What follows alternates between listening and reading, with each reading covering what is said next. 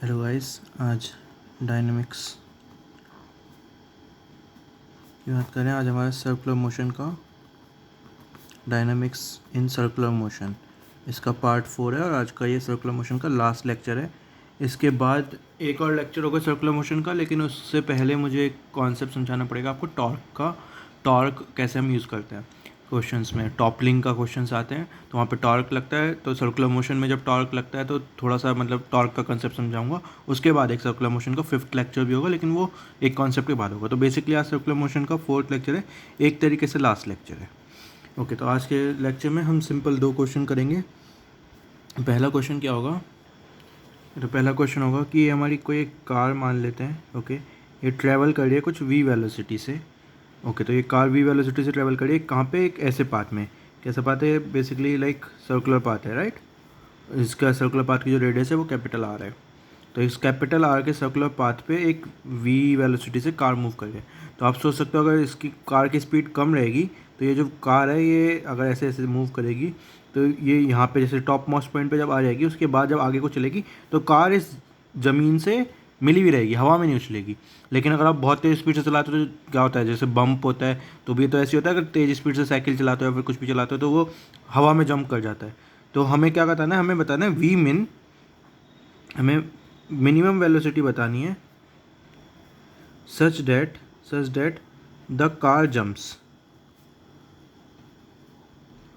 Of the road, या फिर ये भी कह सकते हो V max such that the car does not jump off the road. ठीक है, कुछ भी कह सकते हो कि मैक्सिमम वेलोसिटी कितनी हो कि जो कार है रोड से जंप ना करे, या फिर मिनिमम वेलोसिटी कितनी हो कि जो कार है वो जंप कर जाए रोड से। कुछ भी कह सकते हो, ठीक, सेम बात है। तो आपको यहाँ तक तो समझ में आ रहा है कि जो वी वेलोसिटी से अगर ये मूव कर रही है तो इस पॉइंट पे आके वी वेलोसिटी मान लेते हैं, इस पॉइंट पे कुछ वी वेलोसिटी है, सेम वेलोसिटी से मूव करिए तो वी वेलोसिटी है। तो इस पॉइंट पे आके क्या कंडीशन होनी चाहिए कि कार जंप कर जाए रोड से? तो इसका मतलब क्या होता है कि इस पॉइंट पे अगर कार जंप कर जाएगी रोड पे तो मेरी जो नॉर्मल फोर्स होगी उस पॉइंट पे जीरो होगी। ठीक है, जंप करने का मतलब क्या होगा? कॉन्टैक्ट छूट गया, तो उस पॉइंट पे मुझे नॉर्मल जीरो करनी है। तो अगर इस कार का कुछ मास m है, इस कार का कुछ मास m है, तो अगर मैं इस कार का एफ बनाता हूँ एट टॉप मोस्ट पॉइंट, तो इसका कुछ m मास है तो इसका mg नीचे की साइड वेट लग रहा होगा। अगर कांटेक्ट होता तो नॉर्मल कुछ ऊपर की साइड लगता है, लेकिन मुझे क्या बताना है? मुझे वी मिन बताना है सच दैट नॉर्मल की कार जंप्स कर जाए, तो मुझे नॉर्मल जीरो रखना है। तो अगर ये जो नॉर्मल है ये बेसिकली मेरा जीरो है, तो ये नॉर्मल नहीं लग रहा। तो ऐसे में इसकी जो वेलोसिटी वी है उसे मैं वी मिन कह सकता हूँ। ठीक है, तो अगर ये वी मिन होगा तो नॉर्मल यहाँ पे जीरो होगा। अगर ये सिर्फ कोई वी कहता है तो वहाँ पे कुछ नॉर्मल एज्यूम करना पड़ता है मुझे। तो मैं कह रहा हूँ कि मुझे वो वी मिन बताना है such that jumps off the car that is jumps off the road that is normal इसको से जीरो। तो नॉर्मल जीरो डाला तो वी मिन आ गया। ओके, एंड बिकॉज दिस ये एक सर्कुलर पाथ में ट्रेवल कर रहा है तो एक एक्सेलरेशन होगी ए R, right, towards the centre along the radius. तो क्या along the radius top most point पे क्या होगी? बिल्कुल लाइक डाउनवर्ड्स की साइड। इस टॉप मोस्ट पॉइंट पे जो एक्सेलेरेशन की डायरेक्शन क्या होगी? नीचे की साइड होगी, राइट। तो ए आर, तो जो ये ए आर होती है ये मुझे एक तो पता है क्या होती है, किसी का भी मास इंटू उसकी वेलोसिटी, जो कि यहाँ पे एम वी मिन है, का स्क्वायर डिवाइडेड बाय आर। एक ए आर तो ये मुझे पता है, कहाँ से पता है? सेंट्रीपिटल वाले फॉर्मूले से पता है। कि जो ए आर होती है वो सेंट्रीपिटल फोर्स कहलाती है जब कोई पार्टिकल वी वेलोसिटी से सर्कुलर मोशन में मूव करता है, और उसकी जो ए आर का जो मैग्नीट्यूड होता है वो इतना होता है। दूसरा मुझे क्या पता है? दूसरा मुझे पता है जब कोई पार्टिकल एम मास का सर्कुलर पाथ में ट्रैवल करता है तो जो भी फोर्स सेंटर की तरफ लग रही होती है अलॉन्ग द रेडियस, जो कि यहाँ पे एम जी है, उसको मैं सेंट्रीपिटल फोर्स से सब्सटीट्यूट कर सकता हूँ। बेसिकली जो भी फोर्स सेंटर की तरफ लग रही है वो सेंट्रीपिटल फोर्स होगी। सर्कुलर पाथ में सेंटर की तरफ रेडियस के अलॉन्ग जो भी फोर्स लग रही है वो सेंट्रीपिटल फोर्स से मैं सब्सटीट्यूट कर सकता हूँ, तो वो एम जी होगी। तो ये जो एम जी होगी वो सेंट्रीपिटल फोर्स होगी, जो ये ए आर होगी वो सेंट्रीपिटल फोर्स। तो सेंट्रीपिटल फोर्स क्या होगी यहाँ पे? M into A R, right. ये एम यहाँ पे भी है तो एम यहाँ पे भी है, तो ये सेंट्रीपिटल फोर्स ऐसे होगी। तो ये दोनों सेंट्रीपिटल फोर्स इक्वल कर सकता हूँ बेसिकली मैं। तो मेरा एम जी किसके इक्वल हो गया? एम जी मेरा हो गया एम वी मिन का स्क्वायर डिवाइडेड बाय आर। तो मेरा वी मिन की वैल्यू यहाँ से आ गई आपकी, एम से एम कट गया, root over of G times R. तो इतनी मिनिमम वेलोसिटी मुझे कार की चाहिए सच दैट जो कार है वो जंप कर जाए eight top most point of course, right.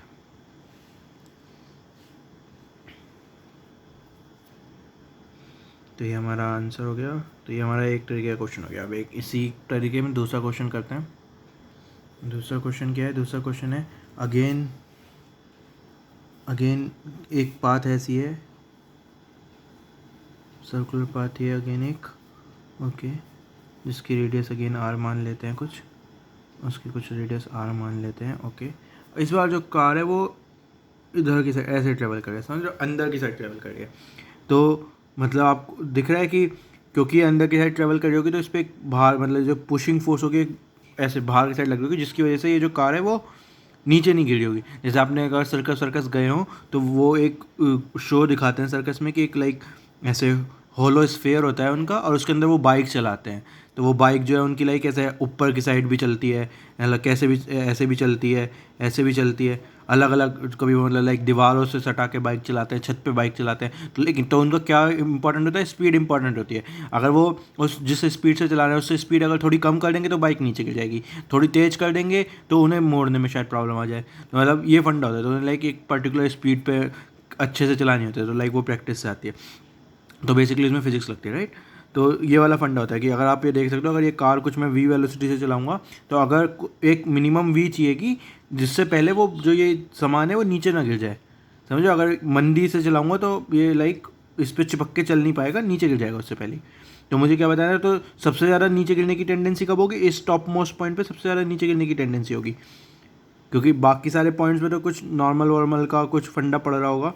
ये जो नॉर्मल का कोई कंपोनेंट है ये इस एम जी की जगह एम जी की वजह से नीचे गिरने की टेंडेंसी होगी। और ये अगर नॉर्मल इस पॉइंट पे मैं बात करता हूँ तो नॉर्मल का एक कंपोनेंट ऊपर की साइड होगा जो कि इस नीचे गिरने की टेंडेंसी को कम कर रहा होगा बेसिकली, ठीक है ना। तो इस टॉप मोस्ट पॉइंट पे ऐसा होगा जहाँ पे ये एम जी और ये मतलब एन, सॉरी ये एन मैंने उल्टा बना दिया, नीचे इधर की साइड एन आएगा। सिमिलरली इस वाले क्वेश्चन इधर भी इधर की साइड एन आएगा, right. So top most point पे इसकी इस डब्बे की नीचे गिरने की टेंडेंसी सबसे ज़्यादा है, राइट, क्योंकि सबसे ज़्यादा फोर्स नीचे की साइड लग रही है, एन भी लग रही है, एम जी भी लग रही है।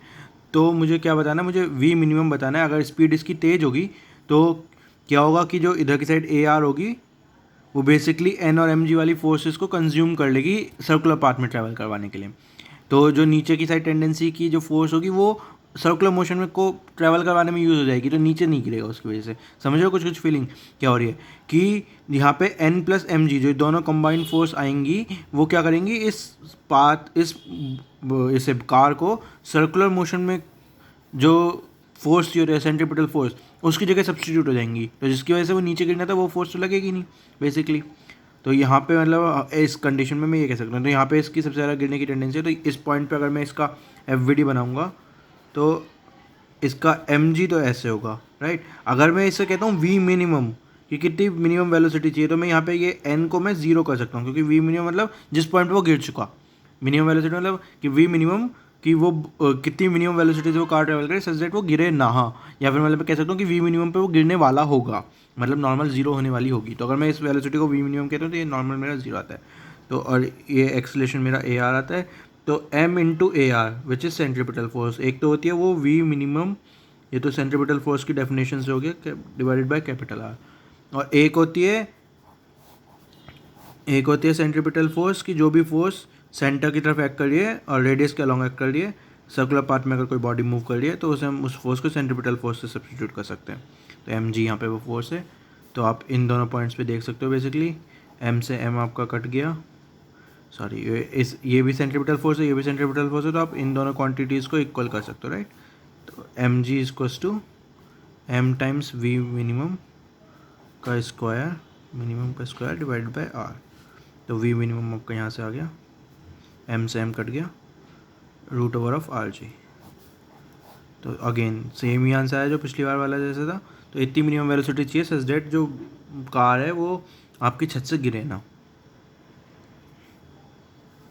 ओके, तो आज का सर्कुलर मोशन के यही दो क्वेश्चन थे जो हमने आज के लेक्चर में किए।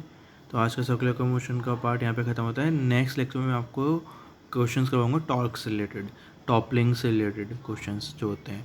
तो मतलब क्या होता है, अभी तक तो जो हमने क्वेश्चंस किए, जो कार चल रही है वगैरह चल रही है, तो हमने कार को बेसिकली एक पॉइंट बॉडी माना है, राइट। एक 3D बॉडी नहीं माना, उसे एक सिंपली पॉइंट मान के सॉल्व किया कि एम मास का एक पॉइंट है और उसके हिसाब से क्वेश्चन सॉल्व किया। हमने कहीं पे भी ये नहीं देखा कि कार एक 3D बॉडी है जिसकी वजह से जो नॉर्मल होगी वो एक पॉइंट पे नहीं लग रही होगी, बल्कि जो 4 उसके टायर्स हैं जो ज़मीन से टच्ड हैं उन वहाँ पे नॉर्मल लग रही होगी, राइट। और जो उसका जो वेट होगा वो सेंटर से जा रहा होगा। तो लाइक कार जो है एक 3D बॉडी है, राइट। ऐसे जो कार है वो एक 3D बॉडी है। तो जो नॉर्मल एक इस वाले टायर पे लग रही होगी और एक नॉर्मल इस वाले टायर पे लग रही होगी, और इन नॉर्मल का ये दोनों अलग होंगी, और जो इसका जो वेट होगा वो यहाँ से कुछ जा रहा होगा mg। तो जो इस पर और जो सेंट्रीपिटल फोर्स लग रही होगी वो भी लाइक एक हाइट पे लग रही होगी ग्राउंड से, h हाइट पे। और ये जो ये होगा लाइक ये इसका a होगा कुछ।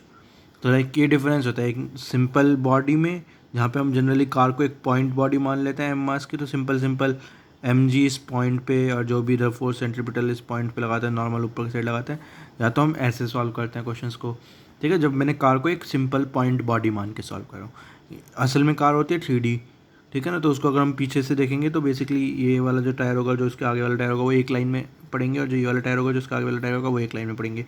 तो अगर कार ऐसे सर्कुलर मोशन में ट्रैवल कर रही है तो मैं इसका ये वाला व्यू बना सकता हूँ और ऐसे उसे इसको दिखाऊंगा। तो ये उसका क्या होगा, ये उसका सेंटर ऑफ मास होगा, राइट, कार का। तो वो कुछ h हाइट पे होता है, कुछ इधर से a इधर होता है, राइट। तो ये सब कुछ लाइक फ़र्क पड़ता है कि अब जो सेंट्रीपिटल फोर्स है वो सेंट्रीपिटल सेंटर ऑफ मास से होते हुए लगेगी उस पर। तो जिसकी वजह से अगर आपने टॉर्क, अगर आपको याद हो तो आपने पढ़ा हो, तो अगर इस पॉइंट के अबाउट में टॉर्क की बात करते हैं फिर इस टायर के अलॉन्ग, तो कुछ टॉर्क है, राइट, जिसकी वजह से टॉपलिंग वॉपलिंग का कुछ फंडा होता है। तो ये वाली जो N1 है उस टॉर्क को बैलेंस कर रही है बेसिकली। तो ये N2 है उस टॉर्क को बढ़ा रही है। तो टॉपल होने के चांसेस हैं कि ये कार ऐसे हो। तो जनरली जब हम असल में लाइफ में क्या होता है, जैसे जब कोई बहुत स्पीड में कार टर्न लेती है तो क्या होता है, उसका जो एक ये वाले टायर हैं वो हवा में उठने लगते हैं और ये वाले टायर लाइक दबने लगते हैं, और वो कार जो है टॉपल हो सकती है। तो वो सब हम देखेंगे क्या होगा, कैसे होगा, राइट। इसमें जब मैं आपको टॉर्क वाला फंडा समझाऊंगा तो हम दोबारा से सर्कुलर मोशन के एक ही वाला लेक्चर करेंगे, जब कार को हम 3D बॉडी या फिर कार या फिर साइकिल को एक 3D बॉडी मान के हम क्वेश्चन को सॉल्व करेंगे। ओके, तो आज का लेक्चर यहीं पे ख़त्म करते हैं। आज के लेक्चर में बेसिकली मैंने आपको सर्कुलर मोशन का ये लास्ट पार्ट करवाया था, जहाँ पे मैंने आपको नॉर्मली सिंपल क्वेश्चन थे, 2 टाइप के क्वेश्चन थे जो मैंने आपको करवाए। Okay, thank you.